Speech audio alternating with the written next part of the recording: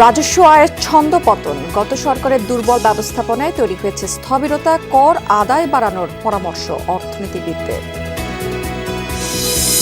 পূর্বাঞ্চলের সাম্প্রতিক বন্যায় ক্ষতি 14,500 কোটি টাকা। ত্রাণ বিতরণে ছিল সমন্বয়হীনতা, মন্তব্য সিপিডি। ডিমের বাজারে নৈরাজ্য, বেঁধে দেয়া দর মানছেন না পাইকারি এবং খুচরা বিক্রেতারা। দোষারোপের খেলায় অসহায় ক্রেতারা।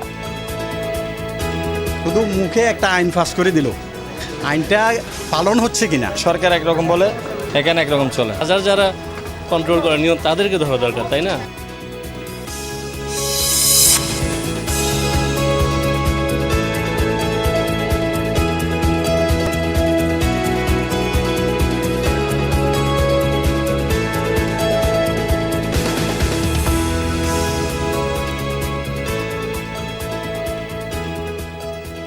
আমন্ত্রণ বিজনেস টুডেতে এতক্ষণ শিরোনাম দেখছিলেন, এবার চলে যাচ্ছে বিস্তারিত সংবাদ এবং পুরো সময় জুড়ে আপনাদের সাথে থাকবো আমি রাবেয়া স্মৃতি।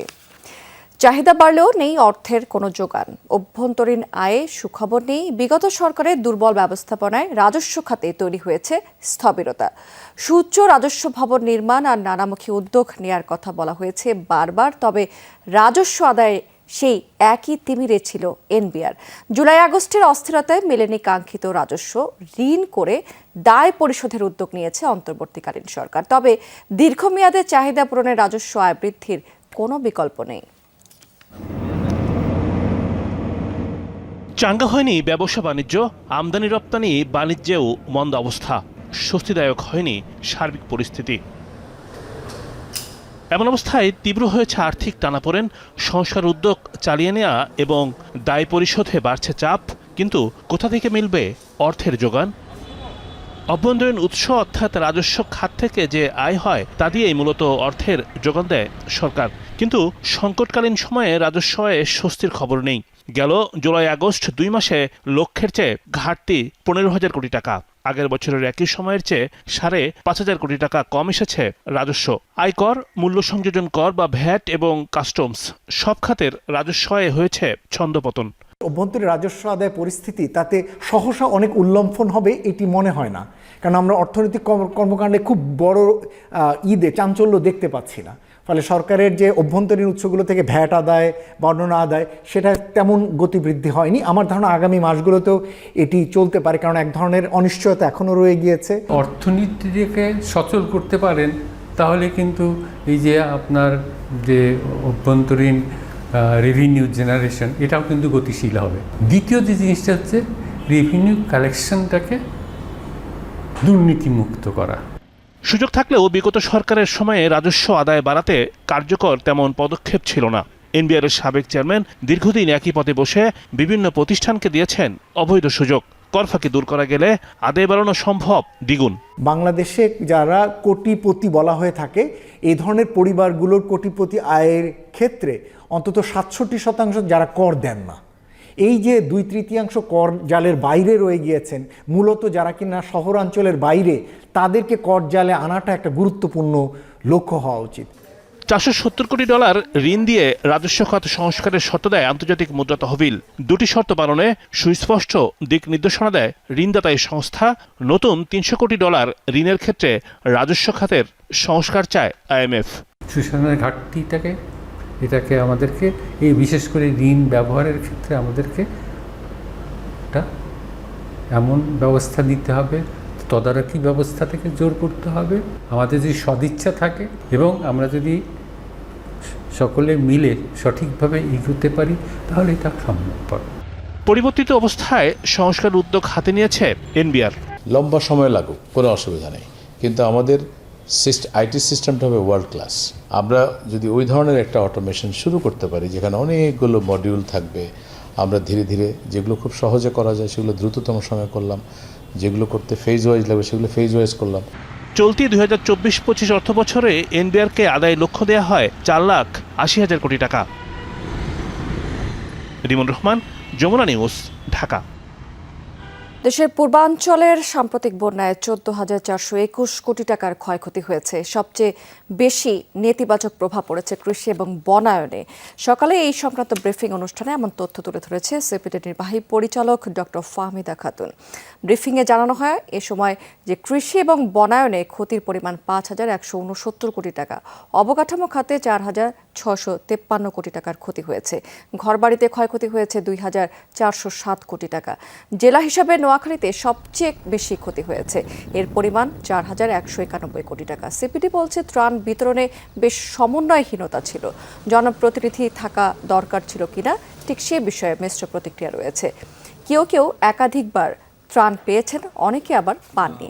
যারা বেশি পেয়েছেন তাদের কেউ কেউ ত্রাণ সামগ্রী বিক্রি করে দিয়েছেন। সর্বোচ্চ 16 কোটি 60 লাখ টাকার ত্রাণ গেছে ফেনীতে। ঘরবাড়ি মেরামতের জন্য একটি স্কিম নেয়ার পরামর্শ দিয়েছে সিপিডি। এই 14,000 কোটি টাকার উপরে যে ক্ষতিটা, এটা কিন্তু জিডিপির আকারেও কম না। সেটা প্রায় আমাদের চলতি অর্থ বছরের 2025 অর্থ বছরের 0.29% মতো। দর্শক, প্লাবনে হাওড়া অঞ্চলের বিস্তীর্ণ ফসলের ক্ষেত তলিয়ে গেছে, ভেসে গেছে মাছের ক্ষেতও। এ বিষয়ে আরও বিস্তারিত তথ্য জানাতে আমরা চলে যাব নেত্রকোনায়। সেখানে আমাদের সাথে আমাদের সহকর্মী হিসেবে আছেন কামাল হোসেন। কামাল, এখানকার এলাকায় আসলে বন্যায় কেমন ক্ষয়ক্ষতি হয়েছে একটু জানাবেন, এবং সেই সাথে জানাবেন যে কৃষি অফিসের পক্ষ থেকে কোনো ধরনের সাহায্য সহযোগিতার আশ্বাস পাওয়া গেছে কিনা।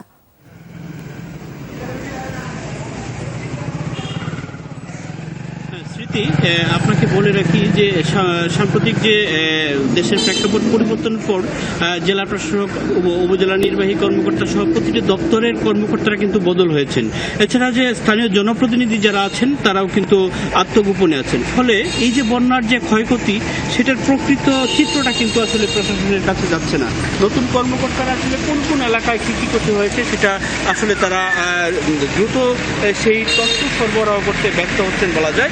আমি এই পর্যন্ত নেত্রকোনা সদর, উপজেলা এবং দুর্গাপুর উপজেলা, 3টে উপজেলার বেশ কয়েকটি ইউনিয়নে ঘুরে দেখেছি। যে কয়েকটি ইউনিয়নে প্রবেশ করেছি, প্রত্যেকটি ইউনিয়নের প্রায় সব বাড়িঘরে কিন্তু পানি আছে, ঘরের ভিতর পানি আছে, এখানে মসজিদ মন্দিরে পানি আছে। কিন্তু প্রশাসন থেকে বলা হচ্ছে যে চিত্র, সেটা আসলে বাস্তবতার সাথে মিল নেই। মাছের ঘের ভেসে গেছে, রূপা আমনের জমির ফসল নষ্ট হয়েছে। আসলে মাঠে আমরা মৎস্য কর্মকর্তা বা কৃষি বিভাগের কাউকে কিন্তু পাইনি। তবে উপজেলা নির্বাহী কর্মকর্তারা জানিয়েছেন যে তারা বিভিন্ন এলাকায় ঘুরছেন, ঘুরে তারা যারা মানে বানবাসী মানুষ আছেন তাদেরকে আশ্রয়কেন্দ্রে নিচ্ছেন এবং শুকনা খাবার বিতরণ করছেন। কিন্তু সেগুলো খুব অপ্রতুল বলে আমাদের কাছে মনে হয়েছে। কারণ হচ্ছে যে প্রত্যন্ত অঞ্চলগুলোতে, দুর্গম অঞ্চলগুলোতে কিন্তু কর্মকর্তারা পৌঁছতে পারছেন না। আর ফলে জনপ্রতিনিধিরা আত্মগোপনে থাকার কারণে তারাও কিন্তু আসলে বানবাসী মানুষের কাছে পৌঁছতে পারছেন না। ফলে যে প্রকৃত যে ক্ষতির চিত্রটা, সেটা কিন্তু আসছে না। স্মৃতি। কামাল, অনেক ধন্যবাদ আপনাকে। এশিয়ার মধ্যে সবচেয়ে বেশি খরচে পারমাণবিক বিদ্যুৎ কেন্দ্র তৈরি করছে বাংলাদেশ। এমনকি প্রতিবেশী ভারতের মতো একই প্রযুক্তি ব্যবহার করেও প্রতি ইউনিটে খরচ পড়ছে 75% বেশি। এই ব্যয় পর্যালোচনার তাগিদ দিয়ে তা সংশোধনের পরামর্শ দিচ্ছেন বিশেষজ্ঞরা। পাশাপাশি এখনও যেসব কেনাকাটা বাকি তাতে স্বচ্ছতা নিশ্চিত এবং আগের অনিয়মের সাথে জড়িতদের দৃষ্টান্তমূলক শাস্তির আওতায় আনার তাগিদ দিচ্ছেন তারা। রূপপুর পারমাণবিক বিদ্যুৎ কেন্দ্র। পাবনার রূপপুরে 1062 একর জমির ওপর প্রকল্পটি বাস্তবায়নে রাশিয়ার রাষ্ট্রীয় সংস্থা রোজাটমের সাথে চুক্তি হয় 2016 সালে। পরের বছর 2017-তে শুরু হয় নির্মাণ কাজ। পূর্ণ উৎপাদনে এলে এখান থেকে মিলবে 2400 মেগাওয়াট বিদ্যুৎ। দেশের সবচেয়ে বড় এই প্রকল্পের খরচ 1,55,000 কোটি টাকারও বেশি। তার মানে প্রতি ইউনিটের কেন্দ্র নির্মাণে ব্যয় দাঁড়াচ্ছে 6,89,130 কোটি টাকা। মূল প্রকল্পের বাইরে অবকাঠামো তৈরিতে খরচ আরও 24,500 কোটি টাকা। এসব ব্যয় ভারতে নির্মিত একই প্রযুক্তির পারমাণবিক বিদ্যুৎ কেন্দ্রের তুলনায় দ্বিগুণেরও বেশি। এখন তো সব কিছুই একটা স্ট্যান্ডার্ড প্র্যাকটিস আছে, স্ট্যান্ডার্ড থেকে বেশি দিছি, সেই বেশি কেউ খেয়ে হজম করতে পারবে না। শুধু রাষ্ট্র সেটাকে আইডেন্টিফাই করে ডিক্লিয়ারেশন দিতে হবে, আর সেই ডিক্লিয়ারেশনটা থাকলে আদালত থেকে আমরা আদায় করে নিতে পারবো এবং আন্তর্জাতিক আদালত পর্যন্ত যেতে পারবো। আমার ভোক্তার স্বার্থ খর্ব করেছে সে এমন কোনো শক্তি আর এখন এই যুগে নেই যে যারা সেটা হজম করতে পারবে। প্রতি ইউনিটে নির্মাণ ব্যয়ের হিসাব করলে বাংলাদেশের চেয়ে বেশি খরচ হয় কেবল যুক্তরাজ্যে। এশিয়ার সব দেশ তো বটেই, এমনকি ফ্রান্স ও রাশিয়ার চেয়েও বাংলাদেশের নির্মাণ ব্যয় অনেক বেশি। এসব ব্যয় তাই খতিয়ে দেখার পরামর্শ বিশ্লেষকদের। পারমাণবিক বিদ্যুৎ কেন্দ্র যেগুলো ভারতের উদাহরণ দেওয়া হয় তার থেকে অনেক বেশি ব্যয়বহুল ভাবে এখানে এটি করা হয়েছে, যেটা কোনো বিচারেই এটা তুলনীয় না। এবং সেখানে কি কারণে এই চুক্তিটি হয়েছে এবং সেখানে আমাদের কি পরিমাণ অপচয় হচ্ছে সেটা হয়তো রিভিউ করা যেতে পারে। বিভিন্ন দেশের যে এখানে ব্যয় হয়েছে সেগুলোর দিকে তাকালে এটা অস্বাভাবিক রকমের বেশি। তাহলে এইখানে যেটা বলছিলাম যে প্রথম যে কমিশনটা বিদ্যুৎ ক্ষেত্রে সেক্টরেরটাকে যে দেখবে, তদন্ত করবে, তাকে কিন্তু এই রূপপুর নিউক্লিয়ার পাওয়ার প্ল্যান্টটাও তাদেরকে এই প্রজেক্টটাও কিন্তু তাকে দেখতে হবে। সেখান থেকে দেখতে হবে যে আসলে কি হয়েছে, একদম সংখ্যা দরকার, কোয়ান্টিটেটিভ অ্যানালাইসিসটা দরকার। বিশাল এই প্রকল্পের 90% রাশিয়ার ঋণ। সেই ঋণ সুদসহ পরিশোধ করতে হচ্ছে বাংলাদেশকে। মাহফুজ মিশু, যমুনা নিউজ, ঢাকা। গেল কয়েকদিনের অস্থিরতা কাটিয়ে আশুলিয়া শিল্পাঞ্চলে গতি ফিরে এসেছে। শিল্পাঞ্চলের কোথাও কোনো শ্রমিক অসন্তোষের খবর পাওয়া যায়নি। শান্তিপূর্ণভাবে উৎপাদন চলছে সেখানে। এদিকে গাজীপুরের জিরানি এলাকার 17টি কারখানায় সাধারণ ছুটি ঘোষণা করা হয়েছে। কোনাবাড়ি এবং শ্রীপুর এলাকায় বন্ধ রয়েছে আরও 8টির মতো কারখানা। আশুলিয়া শিল্প পুলিশ জানিয়েছে সকাল 8টা থেকে আশুলিয়া শিল্পাঞ্চলের শিল্প কারখানাগুলোতে শ্রমিক শান্তিপূর্ণভাবেই কাজে যোগ দিয়েছেন। চলছে উৎপাদন। লুসাকা ডংলিয়ন নামের 2টি পোশাক কারখানা ছাড়া চালু রয়েছে বাকি কারখানাগুলোর উৎপাদন। আজ 5টি কারখানা অনির্দিষ্টকালের জন্য বন্ধ এবং 4টি কারখানা সাধারণ ছুটি রয়েছে। যে কোনো ধরনের অপ্রীতিকর ঘটনা এড়াতে আইন শৃঙ্খলা রক্ষাকারী বাহিনীর সদস্যরা সতর্ক অবস্থানে রয়েছেন সেখানে। চট্টগ্রামের ডিমের বাজারে চলছে রীতিমতো নৈরাজ্য। সরকারের বেঁধে দেয়া দর মানছেন না বিক্রেতারা। পাইকারি এবং খুচরা সব জায়গাতেই উপেক্ষিত নির্দেশনা, বিক্রি হচ্ছে বাড়তি দরে। এই পরিস্থিতির জন্য প্রশাসনের তদারকির অভাবকে দুষছেন ভোক্তারা।